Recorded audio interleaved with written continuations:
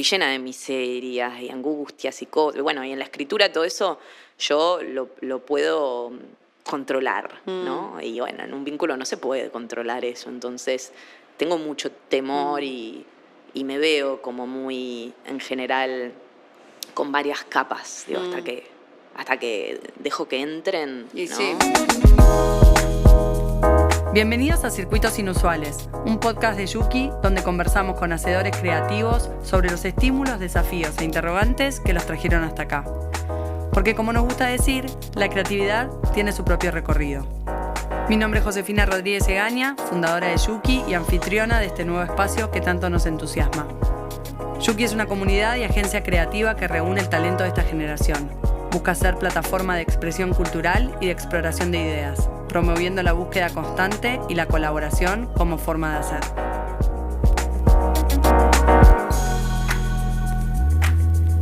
Hoy recibimos y descubrimos a Mercedes Romero Russo, publicista, escritora, docente, gestora y divulgadora cultural. Mercedes es del conurbano, autora de 3 libros de poesía y una novela, y de un perfil inteligente, sensible y gracioso en redes sociales. Este episodio es una zambullida a su recorrido, su llegada a la literatura, abrazar lo que la hace diferente. Hablamos del oficio de escribir y de la tensión necesaria que existe entre vivir de lo creativo, el dinero, y hacer algo honesto que se sienta propio. Bellísimo episodio, vale la pena. Con ustedes, Mercedes Romero Russo. Mercedes Romero Russo, bienvenida a Circuitos Inusuales. Gracias por estar acá. Un gusto. Recién mudada, vale doble. Sí. Recién mudada, me mudé el domingo. Acá estamos. Bien, son esos momentos de que las semanas se dan vuelta un poco. Así que gracias. Hoy un viernes estar acá. Cuando te mudaste el domingo me parece que... Tuve una semana para reponerme. Bien. Vale un montón. Bueno, vamos a arrancar con la pregunta que arrancamos siempre, que es ¿de dónde venís? Yo soy de Paso del Rey, que es una localidad dentro del partido de Moreno, zona oeste. Vengo de una familia de clase media, súper sencilla. Mis padres, mi papá es piloto, mi mamá profesora de inglés, pero no ejerció, es ama de casa. Y tengo 2 hermanos. ¿Piloto de qué? Es piloto privado. ¿De avión? De avión, sí. Mirá. Sí. Wow. ¿Y 2 hermanos, dijiste? 2 hermanos, sí. Mis hermanos más grandes me llevan 8 y 5 años. Uh-huh. Más grandes, ok. Más grandes, sí. Son la más Yo chica. fui la tercera accidentalísima. Sí, ya estaba la pareja y bueno, y aparecí yo. Y me tuvieron. Y Mer, ¿qué de tu pasado o tu historia nos permite entender mejor quién sos hoy? A ver, el haber crecido quizás en una familia donde ya estaban los roles muy establecidos y había mucha diferencia también entre mis hermanos y yo. Accidentalmente, tampoco creo que haya sido algo muy deliberado, no crecí con un lugar muy activo en mi familia. Yo tengo esta sensación, así cuando hurgo un poco en mi pasado, en mi infancia, encima tengo mucha memoria, cosa que es una gran virtud y un gran defecto. Uh-huh. No sé, venía alguien a comer y le daban mi lugar, o venía alguien a dormir de mi familia capital y le daban mi cama. Como que no habían lugares establecidos. Y eso a mí me sembró una determinada idea de que, bueno, yo no formaba mucho parte y mi entretenimiento o, bueno, cómo pasaba el tiempo era observando desde un lugar como muy del espectador. Y yo en general me siento bastante una persona isla, que tiendo a estar muy de afuera observando, leyendo, analizando situaciones. Eventualmente eso en la escritura, bueno, es una ganancia gigantesca. Porque Total. Podés ejercitar mucho esto, el capitalizar la información que constantemente obtenés de tu observación. Incluso es algo bastante vital, te diría, escribiendo. ¿Cómo surge la escritura en tu vida? Siempre me gustaron los registros que implicaban lo creativo, el dibujo era algo que hacía mucho más de niña. Me acuerdo el día que me enseñaron a dibujar como la casa con los palitos, como una obsesión con repetir y repetir y obsesionarme con eso. Y eventualmente, tipo 7, 8, tuve un momento de poesía que era como una especie de dos corazones, ¿no? Como todo lo que podés decir a esa edad. Y se lo mostraba mucho a mi viejo, y mi viejo me daba sus opiniones. Mi viejo fue siempre una persona bastante exigente y había algo donde no me daba una evolución como una niña, me lo daba como de par a par, ¿no? Mirá, ¿él era lector? O sea, ¿le interesaban las letras? Cero. Cero. Todo lo que leyó en su vida fue de Racing, o fútbol. Pero igual te opinaba. Pero es una persona que tiene como una buena oratoria, es un gran narrador. Mis padres, ambos, muy cuentacuentos, los dos. Tipo, yo me iba todas las noches a dormir con una historia y era muy demandante en ese sentido, lo reconozco, y ellos lo supieron ejercer siempre desde un lugar muy fresco, muy fresco. Qué bien, qué lindo.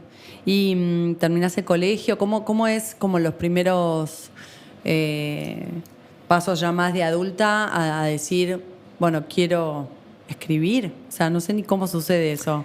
No sé qué estudiaste en la facultad. No, y tampoco fue algo que me lo propuse demasiado, que lo pensé, y la vida como me fue encauzando hacia ese rumbo. Yo fui una alumna muy problemática y difícil y quilombera.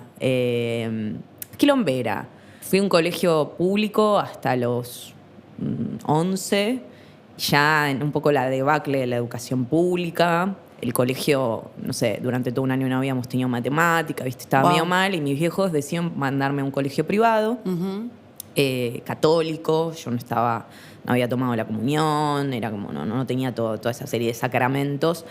Y además el colegio era especializado en ciencias exactas. Entonces, cuando a mí me pasan, fue duro, porque un poco que la sensación era que arrancaba 100 metros más atrás que todo el mundo. Sí. Y nada, me disocié mucho y me habían separado de todos mis amigos. Como lo sufrí mucho y estaba muy enojada con mis padres. ¿Qué edad tenías vos ahí? Y 12. Cuando me pasaron a ese colegio tenía 12. Así que durante toda la secundaria, no sé, en mis cuadernos de matemática era dibujo. Claro. Viste, bueno, llegaba a fin de año, rendía las materias, pero una negación enorme, gigante. Y también, obviamente, que a partir un poco de esa vivencia se construyó en esa fase de mi vida la creencia de que, bueno, no sé, yo no soy inteligente, yo no soy capaz, porque obviamente también estaba siendo evaluada en una matriz numérica, ¿no? Claro, que no era lo que a mí me gustaba. Y eso estuvo algo como bueno, porque a diferencia de mucha gente que quizás, no sé, tenías un promedio alto en todo, ¿no? Como la persona, siento que le iba bien en todo, terminaba el colegio y pensaba muy, bueno, la carrera en función de lo que le iba a dar dinero, o porque cuando te va bien en todo, pensás que te gusta todo. Y una cosa es que te vaya bien y otra cosa es la pasión. Son dos terrenos como muy distintos.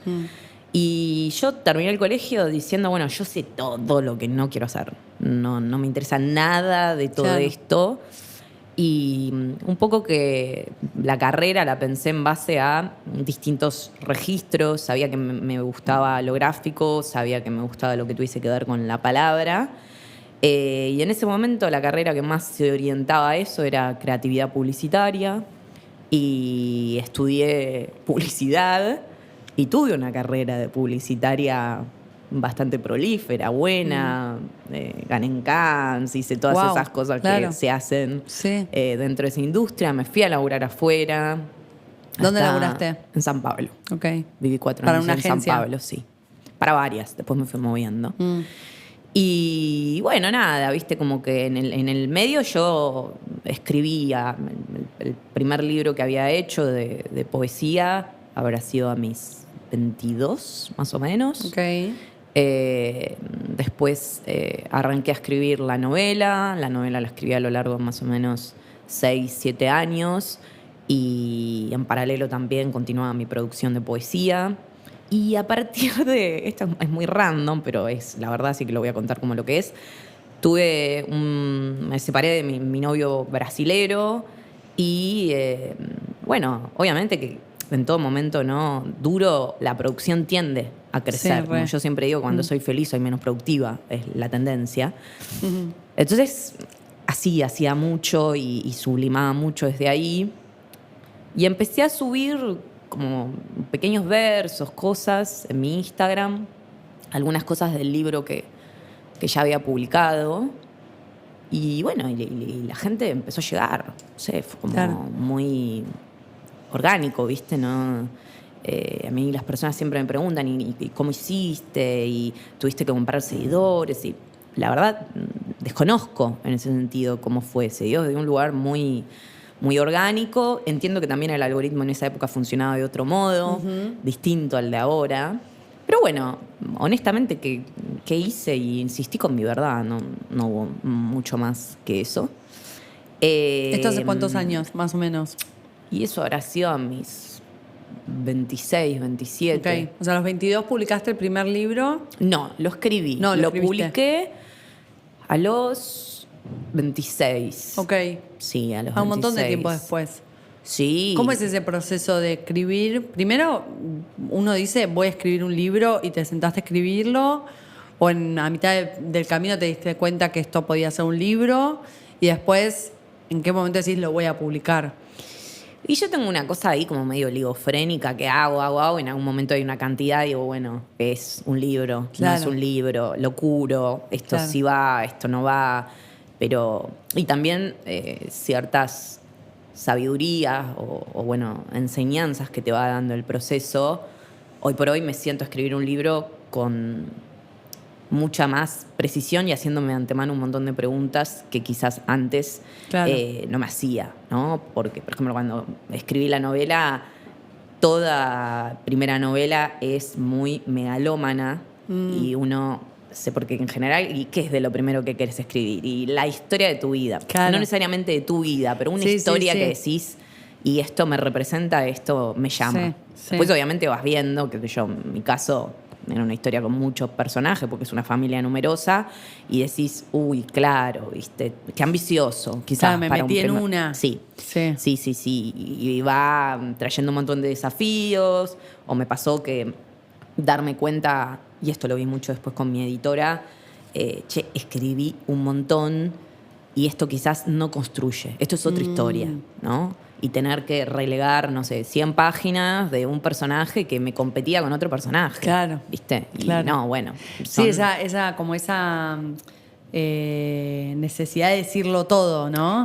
Sí, de darlo todo. y que escribís desde un lugar como mucho más pulsional, de se me viene esto y lo bajo, y después capaz, con el tiempo te vas preguntando. Yo hoy por hoy encaro los procesos ya de otro modo, o sea, tiendo a pensar los finales ahora, ¿no? Mirá, como, claro. Porque en definitiva todo elemento que uno va ingresando, ya sea en un relato, en un cuento largo, en una novela, tiene que traccionar los cañones hacia una dirección. Claro. ¿No? Porque si no, lo que incurrís es como en la anécdota. Sí, sí. Yo en la anécdota te puedo decir, y entre paréntesis, bla, bla, bla, y no tiene un pingo que ver. Ahora, cuando estás en una historia, todo elemento que aparece, del otro lado el lector dice, acá me está brindando una Claro. pista de algo. Exacto. O tal vez y bueno, estas cosas hay que analizarlas. Pero sí, tengo incluso como el recuerdo de presentarme en un círculo que me pregunten a qué me dedicaba, y yo dije publicitaria, y mi pareja dijo, no, ella es escritora, ¿no? Como esta cosa de que es difícil autoproclamarte, nombrarte, creerte ese lugar, por más de que ya lo estés ejerciendo, Sí, ¿no? Se sentía como muy, no sé si me da como el cuerpo para tanto. Y me llevó mucho tiempo aceptarlo, reconocerlo. Te estoy hablando de, incluso teniendo 3 libros, seguía refiriéndome en tanto y en cuanto trabajé en publicidad, Claro, como publicitaria. Sí. ¿no? ¿Y qué sentís que hubo algún hito o algún reconocimiento O solo el ejercicio tuyo de conciencia, decir como, bueno, ya está, sos escritora. Como... A ver, es como... Me pasa algo que yo, y creo que tiene que ver más conmigo y esta construcción abstracta y muy fija que se me dio en el espacio en donde me crié, que me cuesta mucho recibir la valoración. Digo, cuando vos te sentiste muy invisible, todo lo que te traen de afuera positivo te suena sospechoso, ¿no? Como a mí cuando la gente me halaga siempre pienso como medio sí, está medio equivocada, o no, como que me agarra una cosa muy paranoide de me está dorando la píldora, me lo dice compromiso, como que me cuesta un montón. Ahora viene, digo, 100 personas me dicen algo bueno, una que me dice algo negativo, lo que me dicen negativo lo retomo. Claro. Pero también, digo, y lo tengo re gobernado y entrenado eso, a mí la construcción de la crítica me ayudó un montón, porque este laburo tiene mucho que ver con el goce del síntoma obsesivo. Escribir es más corregir que escribir en muchos casos. Entonces vos le das una refinada a algo 1.000.000 de veces y lo haces con un ojo crítico. Claro, ¿no? Como claro. pones mucho de esa mirada exigente. Y hay una... o sea, vos ya lo debes estar recontra comprobado. No hay, al menos al principio, una ilusión de que... o sea, o un miedo, mejor dicho, de que se pierda la cosa más propia. ¿Viste? Que cuando editas, decís, ¿y esto en qué se convirtió? Sí. O que pierda fuerza, ¿no? Que esté tan pulido que... Es tan pulido que lo empieces... Pasa en todo, también pasa en la pintura, claro, pasa en la cerámica. Sí. Mira, para mí el criterio es, estoy empezando a enloquecer. Cuando ya estoy empezando a enloquecer es, bueno, lo dejo acá y vendrán otras obras. Claro. Porque hay cosas que incluso no podés resolver en el momento, claro, sí, en ese laburo puntual. Largos. Y bueno, no sé, yo a mi novela le hago 1000 críticas. 1000. También digo, para hacer una primera novela estoy bastante conforme. Claro. Y bueno, y vendrán otras novelas, ¿no? Y vendrán laburos venideros en donde pueda resolver de otra forma eso. Pero también es como, yo acepté bastante el hecho de que es una carrera que no tiene meta. O sea, la meta es la muerte. Claro. Sí. El día que te mueras vas a dejar de hacer, mejorar, pero del mismo modo que el estilo, por ejemplo. Bueno, el estilo sufre un montón de fluctuaciones a lo largo del tiempo. Uno cuando analiza la obra de determinados autores, ¿no? Y ves las estructuras por ahí más clásicas que tienen al principio y cómo después se van moviendo, porque nada, uno se aburre también. Total.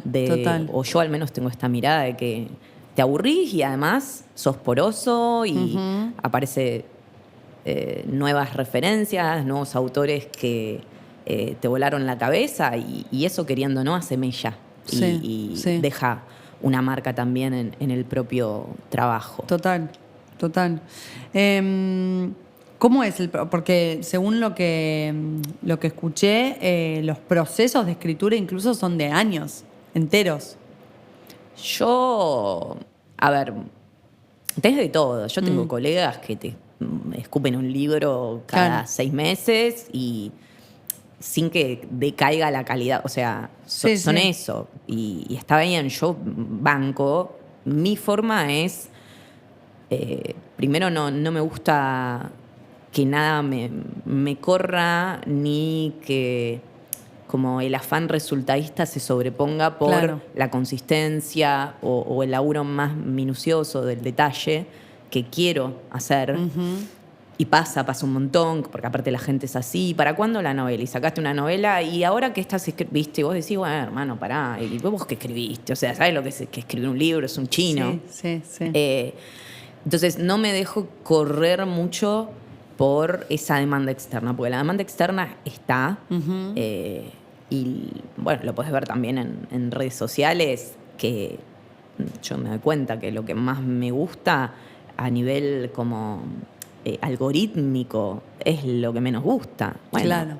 Y ahí tenés que tomar una decisión, o sos genuino y haces lo que querés, o O le das de comer. Claro, alimentás eso, que siento que es más de superficie, que rasguñás un poco y después no hay nada, ¿no? Trato de no tomarme a mí misma con tanta solemnidad. Claro. Y yo, qué sé yo, no tengo tema en subir a Instagram un chiste. No me molesta para nada y me parece que es parte y es otra faceta mía. No necesariamente después eso va a estar dentro de un libro. Claro. ¿No? Pero digo, los proyectos, todo proyecto en mí tiende a ser largo y también siento que el tiempo muerto es parte de la obra. Como que hay momentos donde, viste, parece que estoy súper trabada, pero yo le sigo trayendo interrogantes a eso y se sigue laburando, por más de que sea de un modo más tácito. En algún momento cae, viste, la respuesta. A veces me vienen sueños, a veces me viene cuando estoy en el colectivo, a veces me viene mientras estoy bañando, pero aparece una respuesta a algo que le venís dando vuelta. Y después también es muy distinto un libro de poesía a, no sé, una novela. Ahora estoy trabajando en un libro de cuentos y bueno... ¿Estás laburando en un libro de cuentos ahora? Sí. Y creo que lo decía Cortázar, que la novela se gana por puntaje, el cuento se gana por knockout. Y es cierto, como tiene otra forma, ¿viste? Como los hilos se ven a grosso modo. Entonces, bueno, implica eso otro laburo distinto. Mer, contame cuál es el rol del editor. ¿Qué función cumple como en relación al escritor? Y una pregunta re precisa, pero ¿qué hay que tener en cuenta qué sentís que hay que tener en cuenta para elegir un editor? Bueno, no necesariamente uno va a poder elegir un editor en función de la editorial con la que esté, el contrato que haya hecho. A mí, afortunadamente, me tocó Maggie Chevarne, que es una autora que además admiro muchísimo, me encanta lo que hace y que ciertamente le aportó, le sumó mucho al libro. Creo que lo que tiene que hacer un buen editor, y porque también yo hago laburo de edición y estoy del otro lado, es hacerte ver cosas que vos, dentro de ese enmarañamiento que implica el proceso creativo, no estás pudiendo ver, ¿no? Esto, por ejemplo, decirme tipo, che, esto está buenísimo, pero te está compitiendo con este otro personaje. Es otra historia, ¿no? Ese tipo de marcaciones la puede hacer alguien que tiene una óptica con un toque más de distancia. Porque también, digo, cuando dentro del proceso creativo vos vas generando apegos, ¿no? Claro, y fijaciones con... No, Total. pero esto me encanta. Bueno, el de afuera tiene más frialdad, ¿no? Para poder decir, 100%. sí, es divino, pero es otra historia, ¿no? Te voy a leer... porque cuando preparábamos la entrevista yo pensaba en bueno, los logros, los errores o la sensación de exposición que debe ser, bueno, está todo el proceso extenuante de escribir un libro, de que se logre publicar, materializar, y después sale publicado y viene toda la otra parte que es la recepción, ¿no? O sea, ¿qué pasa con ese libro? Si se vende, si no se vende...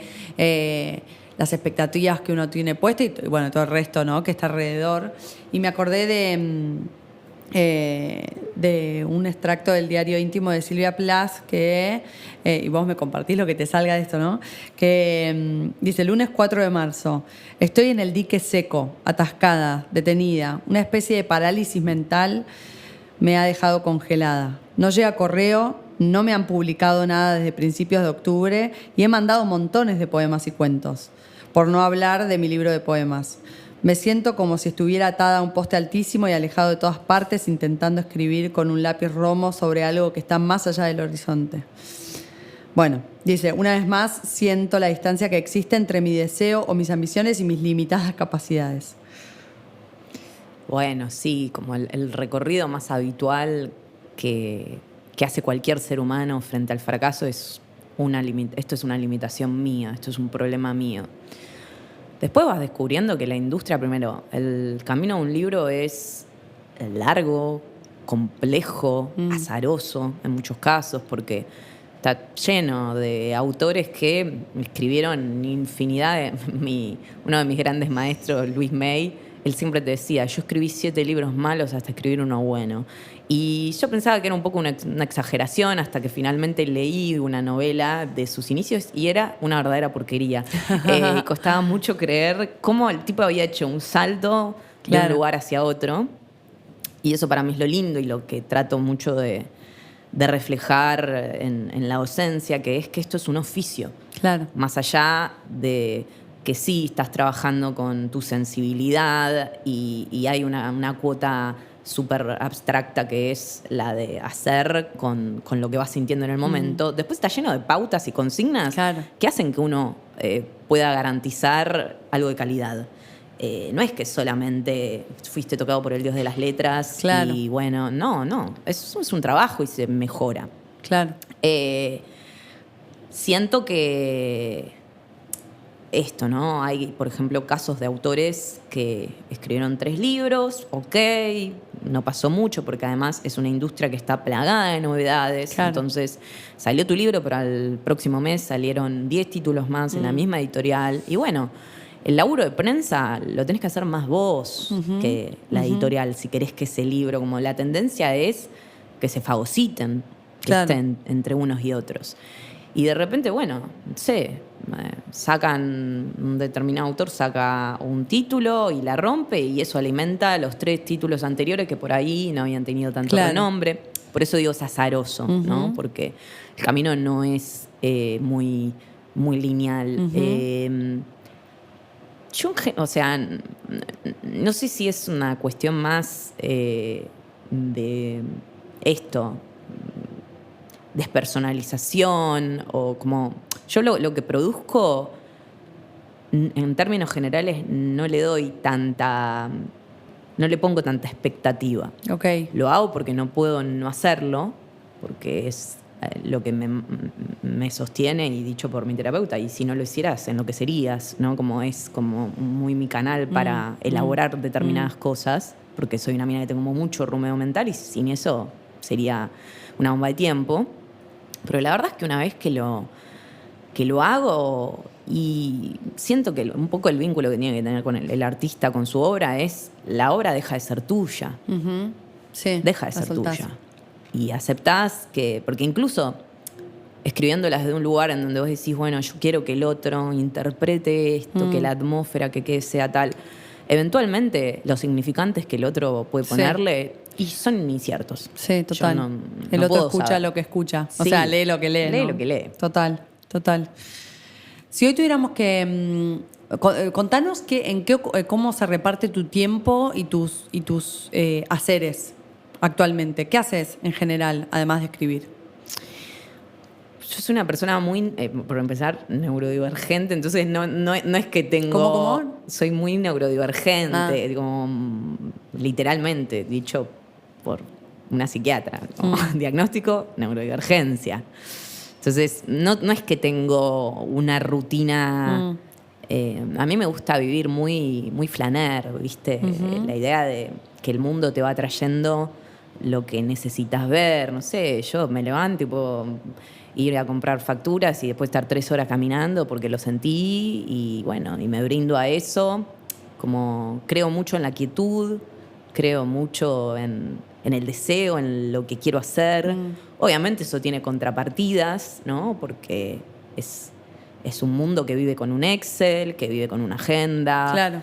Yo, en general, no tengo una agenda de nada, salvo, bueno, obviamente, dar clases, todos los días, todos los horarios donde tengo gente y listo. Y después el resto de mi tiempo trato de armarme rutinas que me generen placer. Voy a entrenar, hago cerámica, me junto con la gente que quiero, voy a una muestra. No vivo tan, no sé. Evidentemente, estructuralmente algo ya tengo mío, donde eso se puede armar. Como que hay veces donde mis amigos ven cómo es mi vida y me dicen, ¿cómo haces? No entiendo. Bueno, no sé, yo me entiendo perfecto en ese orden fractal. Pero es mío, ¿no? Sí. Uno de los, creo que de los grandes desafíos de dos cosas, de ser medio polirrubro y también de esta cosa más artística o en tu caso la escritura, que es como dijimos, como muy etéreo, la dificultad de la monetización y de poder hacer vivir de eso, ¿no? ¿Cómo te vas como me gustaría que cuentes un poco cómo fue no sé qué lugar tiene hoy la publicidad en tu vida y si seguís de repente haciendo trabajos de eso o no, y cómo fuiste como encontrando ese soporte, esa estructura de poder decir, bueno, vivo de mi independencia creativa, ¿no? Bueno, obviamente fue vertiginoso, como por cómo soy yo, no quería mandarme, o sea, que sea un salto al vacío. Entonces empecé a dar clases y en paralelo todavía tenía un trabajo de relación de dependencia y fue como, bueno, muy lentamente empecé a decir, che, hay algo acá, esto me gusta. Cada vez la publicidad me generaba más ansiedad. Uh-huh. Saber que mi día no tenía un momento en donde terminar, porque la publicidad tiene eso. Sí. Vos podés estar hasta la 1 de la mañana en un lugar, ¿viste? Y vivir en peceras de vidrio y que no se te paguen tampoco horas extras. Es como algo tácito que tiene el rubro. Y al principio yo también a ese trabajo un poco que, bueno, cuando vivía en Argentina era, bueno, no sé, estoy insatisfecha porque no gano tanto.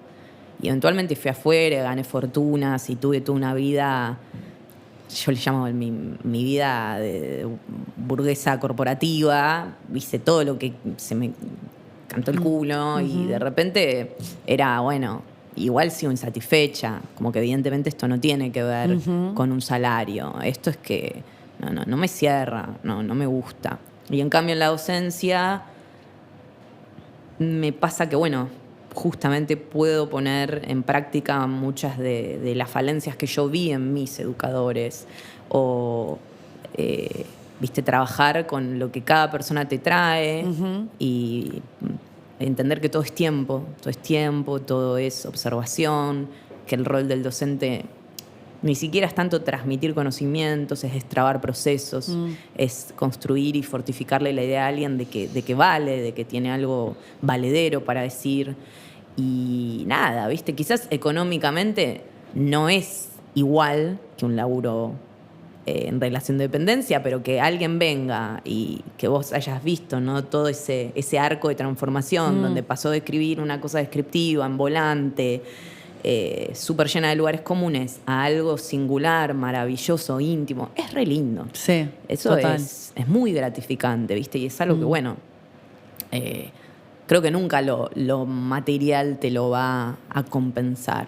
Después, obviamente, que yo en ese aspecto soy re gitana y me las he rebuscado para decir no voy a poder tener el estilo de vida que tenía antes, eso me parece que tiene que ver con salir y buscar.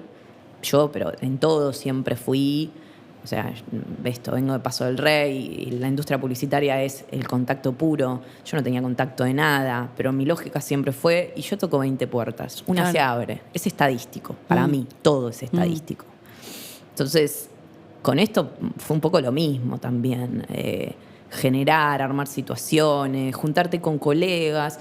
Esta es una industria que calculo que es una deformación de que uno escribe en soledad, pero ves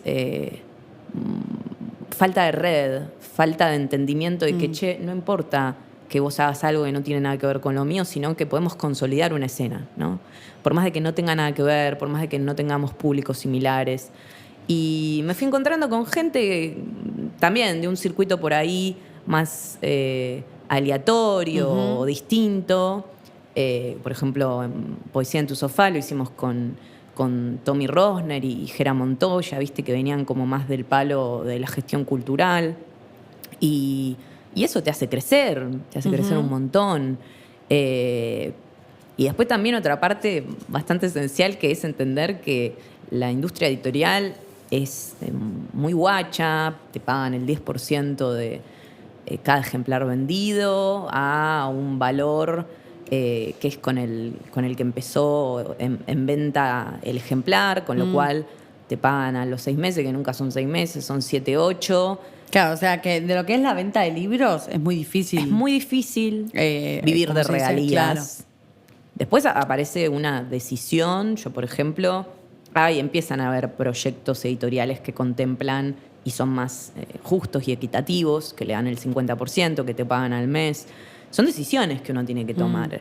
Yo, la verdad, que a mí, entre recibir en un mes 600 lucas y recibir eso a los 7 meses, me cambia mucho la economía. Y yo tomé la decisión de, digo, bueno, sí, me voy con Orsay, me voy con Abrecultura. Después, estar en otra editorial es prestigio, ¿no? Bueno, ese prestigio es relativo para mí, qué sé yo. Total. Sobre todo que antes la búsqueda que tenían las editoriales para con los escritores era más, bueno, yo te acerco todo este aparato y te doy estos formadores de opinión. Y hoy por hoy las audiencias las construye en soledad. Entonces es como, bueno, ¿y qué me estás dando en sí? Como además de una cadena de distribución, ¿qué me das para yo darte? Claro. O sea, está ganando más un librero, un tipo que hace distribución. Todos los eslabones ganan más, menos la persona que hizo el 100% de como la obra intelectual. Es raro, ¿viste? Eso es muy raro. Y ahí me parece que los escritores tienen que ponerse más firmes y tener otras decisiones también. Sí, que aplica en general también a, creo, todo lo que hay detrás de un no, que es bancarse la no garantía, ¿no? Como que porque también pasa en otros rubros, pasa en general, en cualquier rubro creativo y más que nada del independiente que dice, bueno, yo quiero empezar a cobrar mejor mi laburo, entonces subís el precio de tu laburo y de repente los siguientes 2 presupuestos que pasaste los bochan y sostener eso y confiar en que va a venir un tercero o un cuarto que te lo acepte y ya subiste la vara.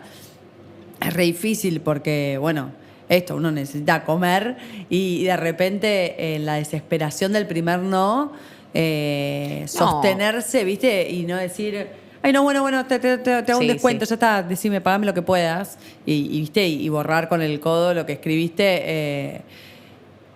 Es como muy es como muy natural, pero bueno, como que el pasito está con bancarse ese momento. La decisión, medio tortuoso. Cuando entendés como tenés como más claridad de tu valor. Justo hace unos meses edité un libro que se llama Amiga, hablemos de plata, que está muy bueno porque es como toca la parte, viste, de todo bien con feminismo, pero feminismo sin hablar de soberanía monetaria no es feminismo. O sea, las mujeres tenemos que tener como más conciencia de que en general la torta se divide y hay una porción que no nos llega, viste, y somos las principales impulsoras de las economías. Y cada vez que hay una crisis mundial, la que más sale perjudicada es la mujer, ¿no? Y bueno, yo hablé mucho con la autora sobre esto, como sobre los valores, y ella me ayudaba un poco a pensar, bueno, cuánto es el tiempo que vos deberías cobrar por la hora según una determinada ecuación, como que, claro, ella te ayudaba a pensarlo vos en tu actividad. En mi actividad. No como vos como editora de su libro, sino como vos como independiente. Incluso como que me dijo, esto vos sabés que este trabajo es amiga, entonces había otras implicancias de por medio, pero me dijo, vos sabés que todo este laburo que vos hiciste sale esto, ¿no? Y le digo, ¿pero no te parece mucho? No, me dice, está lleno de gente chota que no hace ni la mitad de lo que hiciste con este libro y lo cobra mucho más. Y bueno, y eso es re loco, pero tiene que ver con el valor que uno se da. Total. Y es muy difícil a veces. Yo no sé. También obviamente hay otros factores, por ejemplo, qué sé yo, ahora una situación económica muy tirante donde ves a la gente que le cuesta un montón y bueno, yo a veces priorizo tener un valor más accesible, pero tener una aula llena a tener 3 alumnos. Total. Por una satisfacción personal, porque me sirve más el boca en boca, porque sé que se sigue gestando algo y en lo colectivo sólido. En lo numeroso también pasa algo que no pasa que no te pasa en lo con, individual. sí, con 3 alumnos. Total. No sucede. Entonces, bueno, no pasa un presupuesto igual para una multinacional que Total. para un pibe. No sé, incluso nosotros redamos becas. Hay gente que viene, se anota el taller. Me ha pasado de tener un alumno que no tenía ni internet, el chabón, Claro. ¿viste? Y se iba a la casa de un amigo y era súper talentoso. De hecho, acaba de sacar un libro, un sol de persona. Y en un momento me dijo, che, no puedo seguir, no tengo. Le dije, vení gratis. Sí, Como es una apuesta que uno hace también cuando totalmente. forma gente. Y eso te reconmueve además cuando ves que avanza y, o sea, logra esto. Sí, Como- que digo, a mí cuánto me va a cambiar, digo, sentarte digo, tener un alumno más en clase. Sin embargo, te das cuenta que en lo que vos le podés contribuir, Totalmente, el espacio que le 100%. brinda. Bueno. Hablas en plural de poesía en tu sofá porque lo haces, tenés un coequiper ahí. Poesía en tu sofá lo hicimos con Tommy Rosner y Jera Montoya, y después yo laburo también en el Mamut, que en Claro. el Mamut hago más como la gestión comercial. Ok. Llevo marcas que financian o dan producto, pero sí, creo mucho en los laburos en equipo. Me parece que nada, que hay formas re distintas a las que por ahí, con las que crecimos, ¿no? De la idea de un equipo. Y que se puede armar algo en donde cada cual tenga claro su rol, lo que puede, lo que no puede, y complementarte. ¿Qué sentís que aportás vos a un equipo? Como, ¿cuál es tu diferencial, si querés, o tu rasgo más? Bueno, hay algo que, queriendo, me guste o no, es la deformación de haber trabajado tanto tiempo en publicidad, donde sé ver oportunidades, sé encarar procesos que por ahí, esto, de juntarte con clientes y tener que presentar, bueno, eso te da una cancha, ¿no? Total. Para decir, para convencer, para persuadir. Y después, por otro lado, creo que yo tengo algo medio desfachatado, esto de, bueno, hay que poner la cara, hay que tocar una puerta y hay que, viste, eso no a todo el mundo le sale. Total. Como sí, me lo marcan mucho los colegas con los que trabajo. Algo que te haya costado soltar, pero que fue clave para crecer, como para dar un paso. Buena pregunta. De todas las que me venís haciendo, es la primera que me deja más en duda. Creo que esta idea, ¿no? En lo identitario de, por ejemplo, yo no puedo escribir un libro, ¿no? Porque sí, cuando vos pensás en la idea, siempre se hace como un camino medio eterno, ¿no? Aterrador. Decís, y no voy a. Lo primero que pensás es, no voy a poder, ¿no? Después te vas amigando con la idea de, bueno, los procesos, la lentitud. Vos escribís media hora por día y en un año tenés 100 y pico de hojas seguro, ¿no? Es como algo que se da de forma muy, muy normal. Entonces, sí creo que, y lo digo desde un lugar donde no está tan saldada ese interrogante, claro. pero constantemente me encuentro con él. No sé, la otra vez me ofrecieron dar clases para cierto lugar que tiene mucho prestigio y me encontré con mi primera respuesta, mi primer impulso fue, mirá, me parece que hay gente mucho más capacitada, ¿viste? Y claro. de repente, en vez de decir, che, pero pará, te están dando un lugar, te buscan, ¿no? Por algo que evidentemente funciona, que salga, ¿no? La creencia, el temor, un peso Total. que uno cree que tiene que ver más con el pasado, ¿no? Que por ahí con quién sos hoy. Hay que actualizar, siento, la mirada propia todo el tiempo, porque eso es muy traicionero. Es actualizar la mirada sobre uno mismo, como hacer un refresh ahí, porque Como que hay ciertas situaciones que activan un reflejo y que en general se va a versiones más antiguas de uno, ¿no? Siempre. Siempre.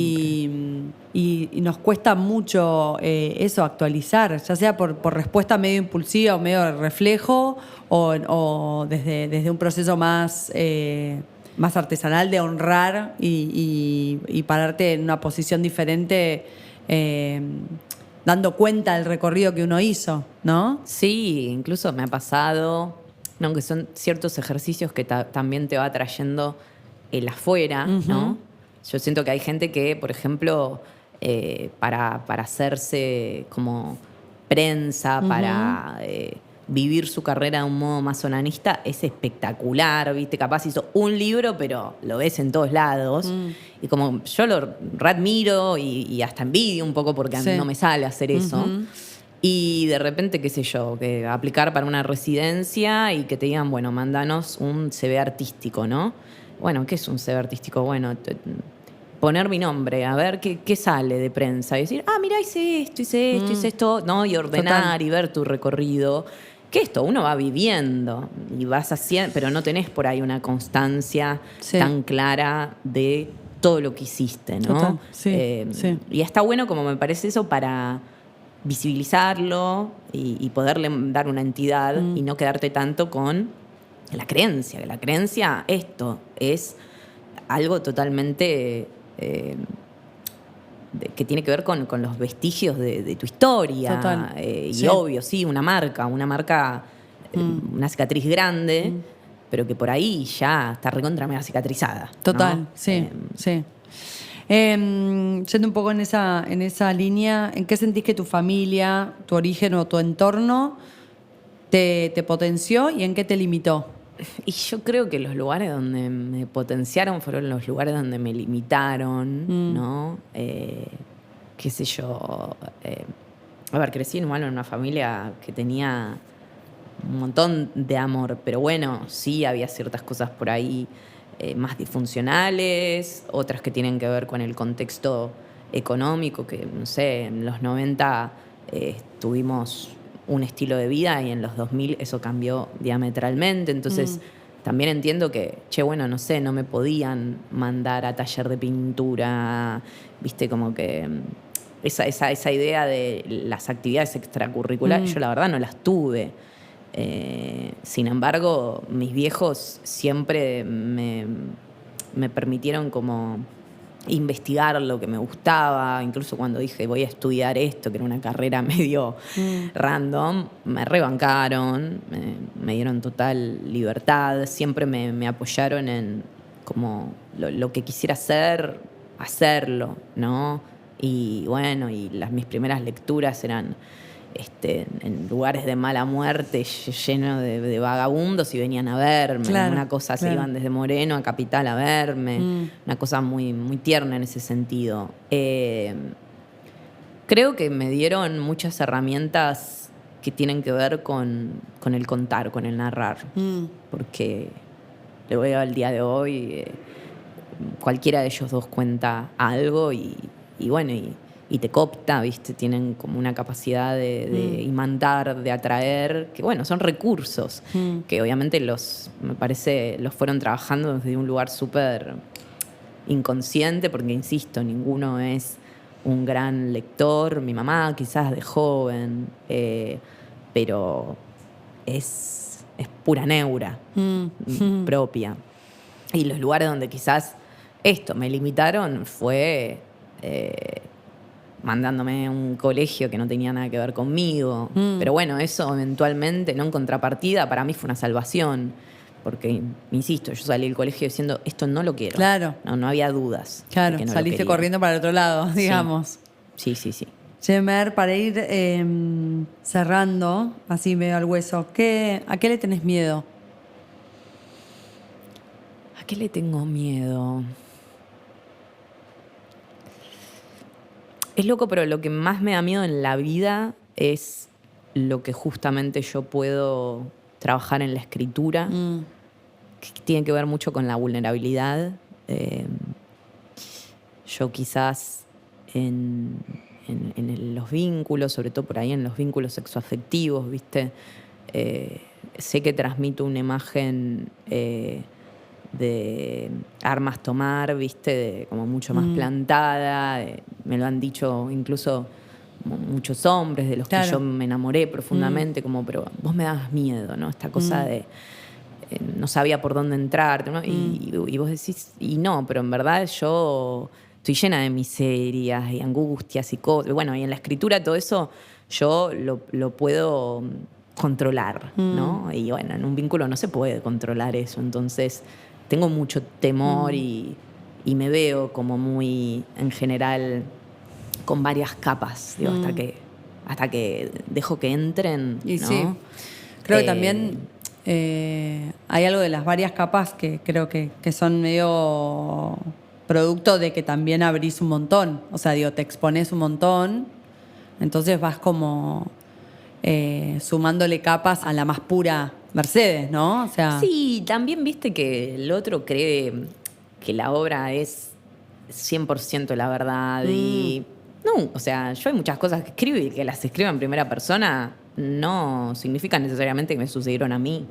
Hay muchas cosas que narro que le pasaron a otro, me pareció interesante. Sí, sí. Sin dudas, Sí. creo que la escritura, decime vos, pero tiene algo de que como uno expone, ya sea vivencias o ficticio, pero bueno, al otro se le arma algo de esto, de verse expuesto a través tuyo, o de decir me vas a analizar todo el tiempo, o lo que nos pase, o lo que yo te diga lo podés escribir y contar, o lo que nos pase a nosotros lo vas a contar, ¿no? Como que se genera algo así total. que también, bueno, esto que es muy diferente a lo que vos decías, es un trabajo, ¿no? Es un oficio. Bueno, siento que la escritura, eso lo disimula bastante bien. O sea, es muy difícil creer que es un laburo más. Y es como, no es un laburo más, porque soy materia de, viste, como que de repente el otro y los vínculos se vuelven materia de inspiración, de estudio, de observación. Total. Yo en ese aspecto soy igual como muy cauta. Hace poco me pasó que arranqué a dar un taller en la cárcel y una de las chicas me dijo, ¿te gustaría escribir sobre nosotras? Y bueno, yo le dije, sí, obviamente, me parece algo interesante y un poco lo que me convoca acá es el encuentro con algo totalmente distinto, que también me haga a mí entender cuestiones que son más primordiales y esenciales, que por ahí el resto de la vida te dificulta. Pero también, por otro lado, eso es su intimidad. Entonces yo en ese sentido, si ustedes quieren, escribiría. Pero, no sé, no me mandaría a escribir desde una forma tan sin contemplar, bueno, que del otro lado hay un otro y se puede sentir identificado. Si me decís lo hiper recontra mega ficcionás, bueno, puede llegar a ser. Porque eso siempre está. ¿Cómo terminás dando un curso en la cárcel? ¿Cómo fue ese proceso? Tuve un sueño que estaba en una cárcel y me levanté el otro día y dije, quiero dar un curso en la cárcel. Y puse una historia, me escribieron millones de personas. O sea, nunca creo en la vida me contestaron una historia. ¿La historia que decía, quiero dar un curso en la cárcel? Sí, como no remunerado, mi expectativa es ir a hacer esto y esto, es un laburo, es un aporte que yo quiero dar a la sociedad. Y ahí descubrís también que hay un montón de gente súper piola y con conciencia y una idea, ¿no?, de lo colectivo, que quiere laburar en equipo. ¿Las respuestas que decían? ¿Y de quiénes eran? De todo, desde me escribió de gente que estaba dentro de la cárcel. Mirá. A yo tengo un hermano en la cárcel de Jujuy, venite, y viste, bueno, de todo, realmente, sí.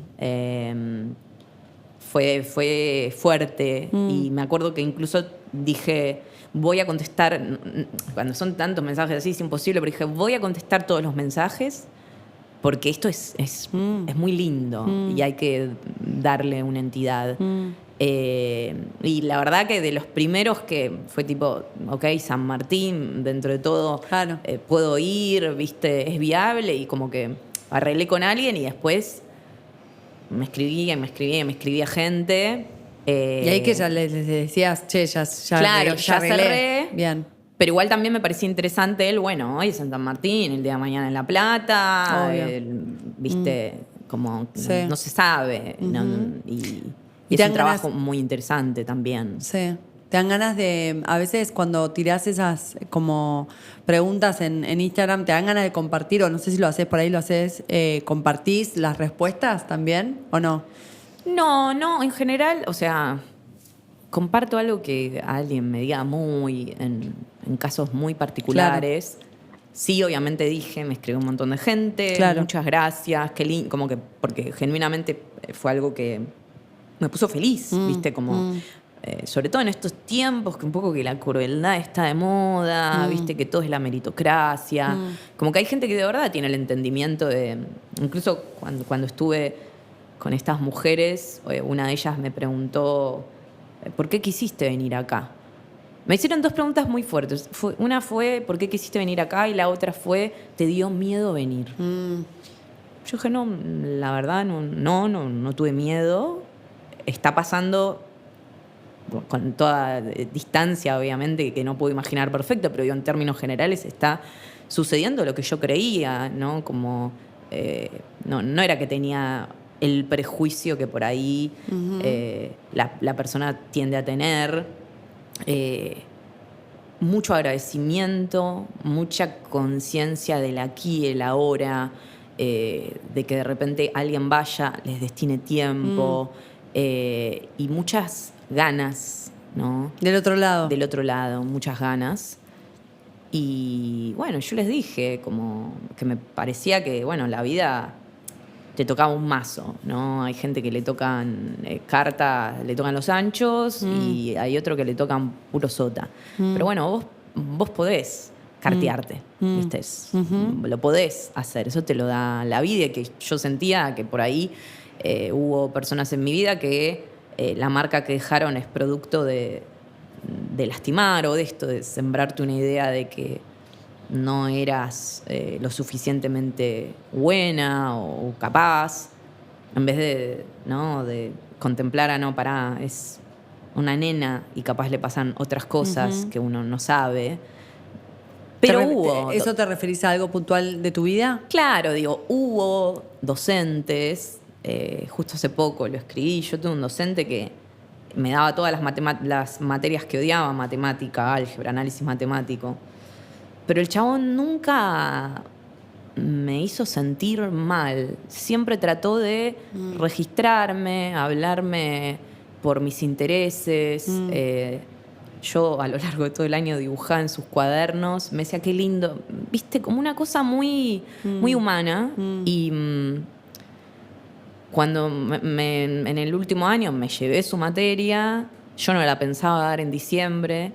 Y me lo encontré ahí en el colegio, yendo a dar otra materia exacta, y el tipo me dijo, venís el martes, ¿no? Y yo tipo, me dijo, no seas pava, vení. Y fui, y apenas entré, nos hacía pasar de a uno, cosa que habla mucho de alguien que no quería exponer al otro. Y me dijo, a vos te gusta dibujar, ¿no? Dibujame acá un cuerpo en caída tan... Y lo fuimos haciendo. 10, chau. ¿Viste? Yo me quedé como tipo, ¿cuál es la trampa? Y me dijo, mira, yo tengo buenas referencias de vos en otras materias, pero ¿qué te voy a hacer? Me dijo. Me dice, yo tuve 3 años sin recibirme porque no podía rendir psicopedagogía. Yo no te voy a hacer eso a vos, me dijo, ¿no? Y para mí, ese tipo en ese acto me enseñó pedagogía. ¿Viste? Justamente la materia que él se llevaba, me la enseñó. Y fue como un acto que me dejó una marca para toda la vida. Digo, pasaron más de 15 años de eso y yo lo sigo recordando. Bueno, traté un poco de decirles eso a estas minas. Hay gente que aparece y te la hace más liviana, ¿viste? Sí. Me parece que la vida, para mí, es eso, tratar de hacérsela más liviana a alguien. No sé si lo lograré todo el tiempo, pero mi búsqueda va en ese sentido. Hermoso. Me emocioné.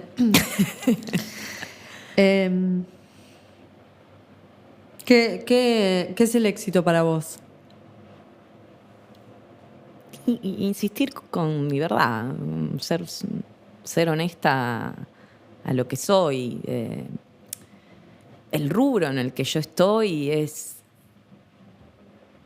muy solemne, la gente se toma muy en serio. A mí me gusta lo de la idea de lo ridículo, lo deforme. De hecho, mi obra tiene que ver mucho con la deformidad. Y bueno, qué sé yo. Incluso terminar escribiendo tuvo que ver con eso, ¿no? Porque digo, si no, bueno, probablemente estaría todavía en una agencia de publicidad. Hace un tiempo, uno de mis primeros jefes me compró unos libros y me pidió una referencia de algún docente para hacer talleres. Y yo me reí y le dije, ¿vos te acordás que me dijiste una vez que yo escribía engolada? ¿Que vos escribías qué? Engolada. ¿Qué quiere decir eso? Y como muy pretencioso, muy enarbolado, lo cual para la publicidad probablemente sí lo era. Y nos reímos mucho y tuvimos como una conversación muy linda. Lo adoro a él. Pero bueno, un poco que me reconoció que qué pavo, ¿no? Porque digo, cuando vos estás en un lugar de poder, porque siempre es jerarquizado el vínculo de un jefe y un empleado, tenés la posibilidad de brindarle al otro la sospecha de que puede con algo, porque eso es una sospecha. O podés sembrarle la idea de que no, de que no. Entonces, me da las vueltas de la vida, ¿no? Me decías que escribo engolada y ahora querés, me compras libros. Claro. Y bueno, eso es como gira, la rueda gira, ¿viste? Y estás abajo y estás arriba, y puedes estar abajo el día de mañana. Y hay que tener conciencia de eso, que está en movimiento todo el tiempo. Es como la rueda de la fortuna del tarot, nunca está quietito. Y va a depender de uno volver a salir de ese lugar, me parece. Para despedirnos, ¿qué le dirías a la Mercedes de los 15 años? Andate hasta esa Mercedes que no sé cómo era, en qué andaba.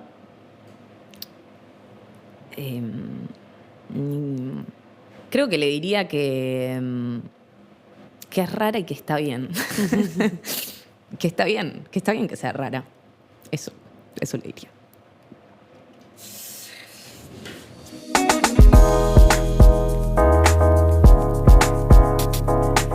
Me emocioné cuando habló de ese profesor de matemática, cómo un gesto de generosidad, de profunda empatía te puede marcar para siempre, habilitar una forma más amorosa de transitar por la vida, de aceptarte incluso. Me acepto porque un otro, autoridad y referente en aprobar lo que sí y lo que no, me aceptó primero, con mi dificultad para ser de la media, del montón, con lo incómodo que tiene ser distinto, no encajar. Te invito a que te tomes un rato para pensar en aquellas personas que a lo largo de tu vida te han validado en puntos singulares, te han alentado, te fomentaron a ir para adelante con lo más tuyo, lo más propio que tenés para dar y para ser. Y después te invito a que identifiques todos los lugares en los que vos podés ser eso para un otro. Desde nuestra posición, no importa la que sea, estamos siempre en condiciones de ser habilitadores, promotores, arengadores de alguien. Es un acceso libre y gratuito y hace una verdadera diferencia. Gracias por estar del otro lado, por seguir acompañando este proyecto que hacemos con tanto amor desde Yuki. Nos suma mucho si te podés tomar el tiempo de compartirlo con alguien a quien creas que le puede gustar y también si podés tomarte unos minutos para calificarlo en Spotify. Gracias. Nos vemos la próxima.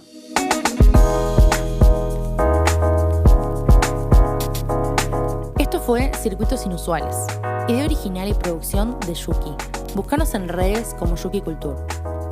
Agradecemos a Huerta Coworking por el espacio. Josefina Rodríguez Egaña fue la host.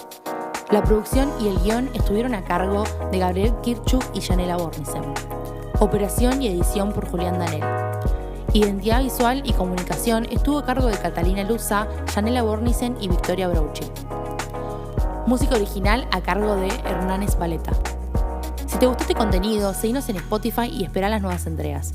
Puedes ir a nuestras redes y comentarnos qué te pareció. Hasta la próxima.